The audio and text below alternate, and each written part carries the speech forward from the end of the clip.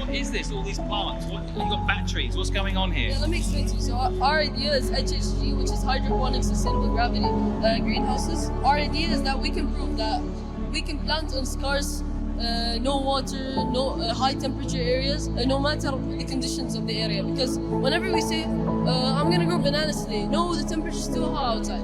Why can't we do research and make the plants be able to grow anywhere? Yes. To help other countries that need the plants, and also improve research for plants. How? By planting them in space. Energy bars, whenever they started off, energy bars were only for astronauts at the time. Deploying that advanced technology into the mainstream. Right? How old are you? 14. We're so lucky to have the next generation like you thinking about how to solve these problems. You're going to save humanity.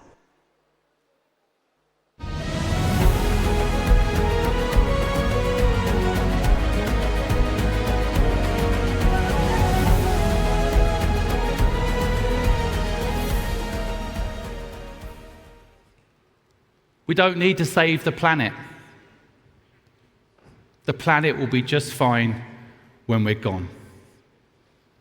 What we need to do is save humanity.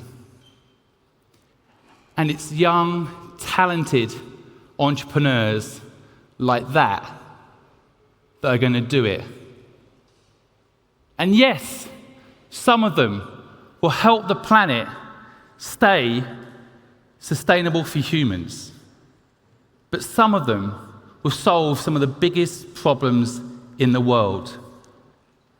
Some of which will be created by the very technology we're excited about, like AI.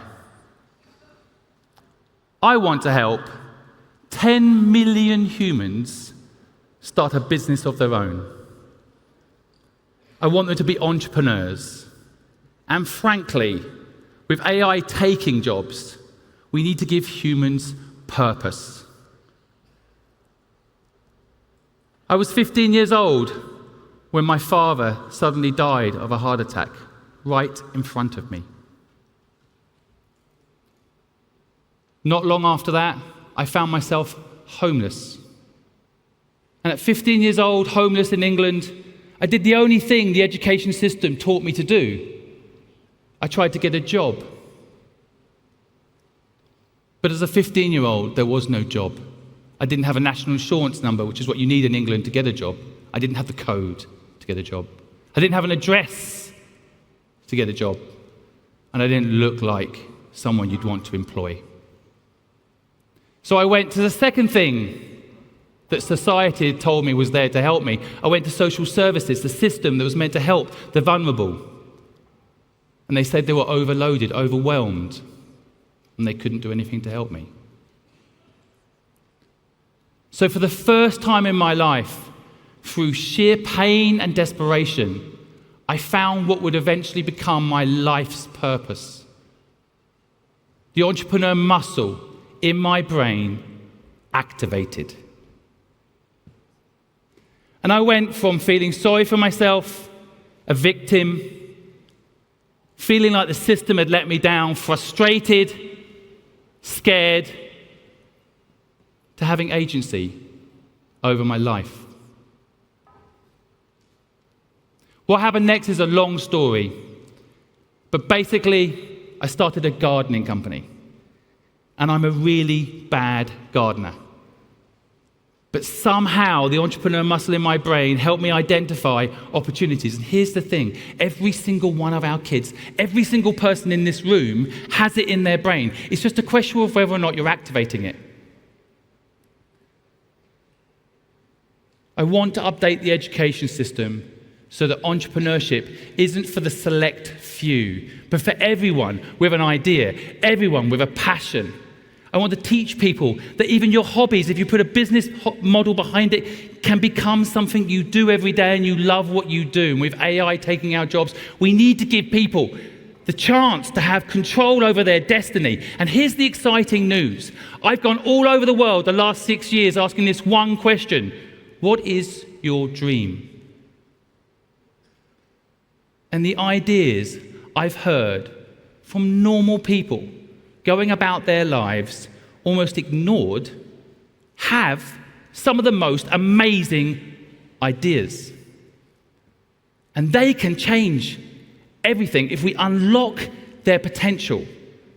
And we stop training people just to get a job, which is fine if they want, but we give people the chance to create a job for themselves and fix some of the world's biggest problems. And this may sound like a crazy idea, but it's not that difficult. It's a few ways we do it. First, we change the question we ask people every day. My 8-year-old was asked yesterday, he's here with me, asked yesterday, what will you do when you grow up? He looked at me, he looked at his mum, he looked scared. He wanted to give an answer to the person who was asking, something that was going to fit within society norms, a doctor, a lawyer, all these things we want people to say. It sounds cute, but he did what I trained him to do. He said, I don't know yet. I'm still thinking about it. But I did watch a David Attenborough show recently where I heard about the 6th extinction. And that worries me a bit, he said. I quite like to make sure that doesn't happen. Because the question isn't, what will you do when you grow up, that opens up minds. The question is, what problem can we solve? Because I have figured out the purpose of life in this journey I've been on, in the 51 years I've been on this planet. And the purpose of life is a life with purpose. If you can combine the mindset of trying to fix the world's biggest problems, not just make ourselves rich or richer, but figure out how together we can solve some of the world's biggest problems, starting with humanity's desire to follow their dreams, we can do incredible things, because the purpose of life is a life with purpose. If we put purpose into our entrepreneurial endeavors and we fund those dreams in any way we can, if we make sure we give them the tools, the knowledge, the access needed to make anything possible, imagine the things that we can create. Imagine the difference we can make. I honestly think as well, the answer to all our problems is hidden in this idea.